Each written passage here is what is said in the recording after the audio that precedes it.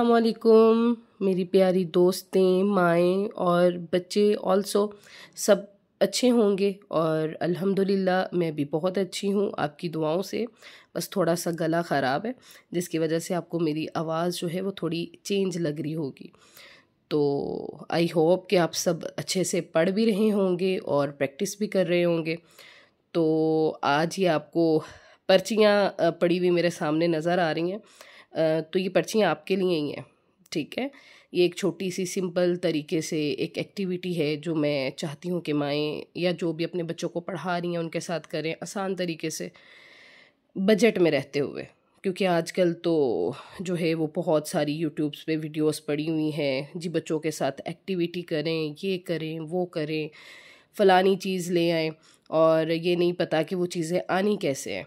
तो बहुत से ऐसे पेरेंट्स हैं जिनके लिए किताबें, कॉपियाँ, पेंसिल लेना इतना मुश्किल है और वो किस तरह से बाकी चीज़ों को ख़रीदें और बच्चों को उसके साथ प्रैक्टिस करवाएं, जबकि उनको शौक़ है। तो वो इसी चीज़ के लिए कि अब ये चीज़ लानी पड़ेगी तो चलें जी, वो जो है वो परेशान हो जाते हैं और फिर वो काम वही का वहीं रहता है।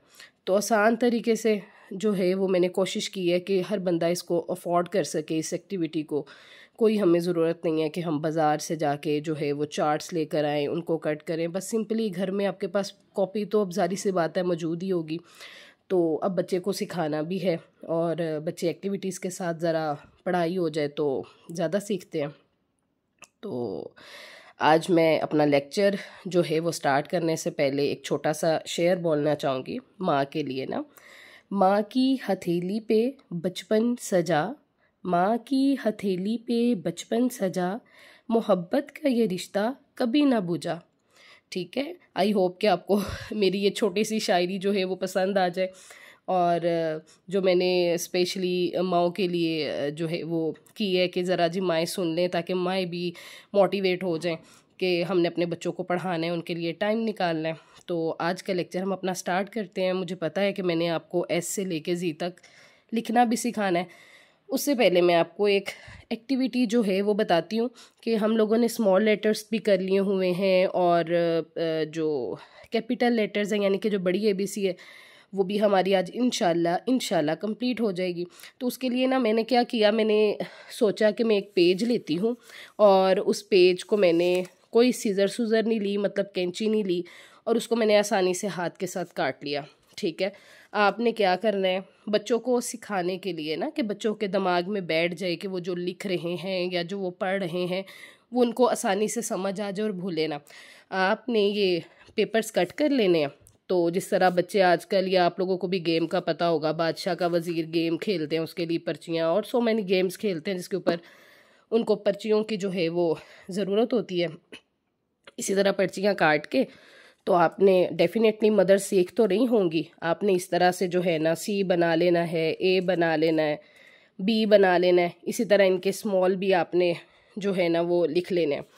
तो फिर आपने डेली बेस पे आप 4-4 कर लें, 5-5 कर लें। तो बच्चों को आपने पूछना है कि ए कौन सा है, बच्चा ए वाली पर्ची निकालेगा, फिर आपने इससे कहना है कि ए का बेबी यानी स्मॉल लेटर किधर है, तो वो बच्चा उसके साथ मैच करेगा। तो इट्स मीन कि बच्चे को समझ आती है, ठीक है। और इस तरह से बच्चा कभी भूलता भी नहीं है। और ये एक आसान सी जो है वो मैंने एक्टिविटी दी है, आई होप कि आप इसको करें और फिर मुझे बताइएगा भी कि आया बच्चों को इन एक्टिविटी से कुछ समझ आया है कि नहीं आया, ठीक है। अब हम अपना लेक्चर जो है वो आज का स्टार्ट करते हैं और आज के लेक्चर में हमारा जो है हमने S to Z लिखना है, ठीक है। बड़ी ABC आज हमारी इंशाल्लाह वाइंड अप हो जाएगी और जो लाइंस का यूज़ होगा वेरी इजी, पूरी ABC में बड़ी वाली में सिर्फ इन 4 लाइनों का यूज़ हुआ है, curve line, standing line, slanting and slipping. तो सिखाने से पहले मतलब कि आप सेल्फ राइटिंग कराने से पहले कि बच्चा खुद से लिखे, बच्चे को ट्रेसिंग ज़रूर एक दफ़ा करवा लिया करें, चाहे 2 दफ़ा करवानी पड़े, 3 दफ़ा। तो वो क्या होता है कि एक तो बच्चे की पेंसिल की ग्रिप जो है वो स्ट्रॉन्ग होती है और दूसरा ये है कि फिर जब वो खुद से लेटर बनाता है ना तो वो उसके लिए ईजी हो जाता है। तो आज का हम अपना लेटर जो है वो स्टार्ट करते हैं, ठीक है। आज का हम अपना लेटर जो है वो आसान तरीके से स्टार्ट करते हैं। चलें, एस के लिए हमने क्या करना है, 1 2 इस तरह 3 लाइन्स पे डॉट लगाना है, ठीक है। 3 लाइन पे 1 2 3 एक कर्व हमने इस तरह से बना देना है और दूसरा कर्व इसके साथ ही ऐसे बना देना है। ये क्या बन जाएगा हमारा एस, ठीक है। स्मॉल में भी सेम ही था इसका तरीका। उसके बाद हम बनाते हैं जी टी। टी को क्या करना है, एक 3 लाइन्स पे हमने स्टैंडिंग लाइन लगानी है, फिर हमने इस तरह से फर्स्ट लाइन पे स्लीपिंग लाइन लगा देनी है, तो हमारा क्या बन जाएगा टी, ठीक है। एस फॉर स्नेक मैंने आपको पढ़ाया था, ठीक है। टी फॉर ट्री होता है। उसके बाद हम यू बनाते हैं। हमने क्या करना है, 2 स्टैंडिंग लाइन लगानी है इस तरह से, ठीक है। और उसके बाद हमने यहाँ से ऐसे कर्व बना देना, तो हमारा यू बन जाएगा। यू फॉर अप, और अप का मतलब होता है ऊपर, ठीक है। फिर उसके बाद हम अपना वेरी इजी वी बनाते हैं। वी में हमने क्या करना है, ऐसे एक स्लांटिंग लाइन लगानी है फर्स्ट 3 लाइंस पे, और इसी तरह यहीं से कॉर्नर से हमने दूसरी स्लांटिंग लाइन लगा देनी है, तो ये क्या बन जाएगा, वी बन जाएगा। वी फॉर वैन, ठीक है। और इस तरह से हम 4 स्लांटिंग लाइन से डब्ल्यू बनाएंगे, ठीक है। हम क्या करेंगे, पहले हमने 2 स्टैंडिंग लाइंस ऐसे लगा लेनी है, फ़र्क देख लीजिएगा, इतना डिफरेंस रखना है।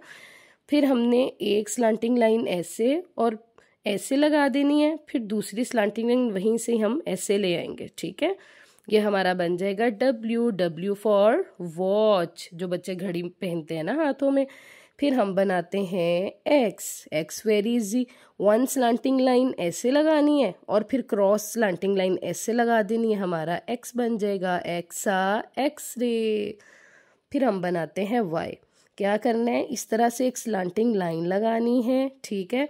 फिर इस तरह से एक स्लांटिंग लाइन इसके साथ लगा देनी है, तो ये क्या बन जाएगा हमारा वाई। वाई इज फॉर, बताएं मुझे आप वाई से क्या होता है, मैंने आपको बताया था, याद होगा आपको। वाई इज फॉर यॉक, अंडे की जो जर्दी होती है ना, येलो येलो।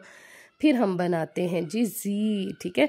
ये मैं आसान तरीके से बताती हूँ। एक हमने स्लांटिंग लाइन ऐसे लगानी है, ऊपर से स्लीपिंग लाइन ऐसे लगा दे और नीचे से भी ऐसे लगा दे। चले जी, हमारा जी बन गया। जी इज फॉर ज़ेब्रा, ठीक है। जिगजैग भी होता है जी से। चलें जी, हमारा अल्फ़ाबेट स्मॉल और कैपिटल का सफ़र जो है वो यहीं पे ख़त्म हुआ। आई होप कि आप इसको सीख भी रहे होंगे और इसकी प्रैक्टिस भी कर रहे होंगे। तो फिर वही कहूँगी कि माएँ जो हैं अपने फारिग वक़्त में जो है कोशिश करें कि बजाय जो है मोबाइल हम लोग यूज़ करते हैं ना, मोबाइल यूज़ कर लिया और जो है बच्चों के लिए टाइम नहीं है, तो थोड़ा सा वो अपना कम करके बच्चों के लिए टाइम निकालें। और आज की मैं ये टिप दूंगी आपको कि रोज़ाना सिर्फ 10 मिनट, 10 नहीं, कोई 20 नहीं कह रही मैं आपको, सिर्फ 10 मिनट का वक़्त सिर्फ बच्चे के साथ पढ़ाई के लिए रखें, जिसमें सिर्फ आप और बच्चा हो, ठीक है। तो आने वाले लोगों को भी पता होगा जी यार इसका बच्चे का स्टडी का टाइम है, तो हमने डिस्टर्ब नहीं करना है ना, अपनी एक रूटीन फिक्स करें, ठीक है। इसके साथ दूसरी टिप है कि काम डेफिनेटली औरत का तो ख़त्म ही होता ही नहीं है। हम लोग बने इसलिए हैं कि हमने घर के कामकाज भी करने ही करने हैं, तो उसमें ज़रा आप खाना बना रही हो या जो है वो खेलते खेलते चलते फिरते जो आप बच्चे को सिखा रही हैं ना, वो बच्चे को जो है ना रिपीट करा दें। जैसे ए से क्या बनता है और बी से इस तरह बातों बातों में पूछती रहें, तो वो ज़रा आपको भी रिवाइज़ रहेगा और बच्चे को भी रिवाइज़ रहेगा। तो अल्लाह हाफिज़, मिलेंगे इंशाल्लाह नेक्स्ट और मज़ेदार जो है वो वीडियो के साथ और लेक्चर के साथ। अल्लाह हाफिज़।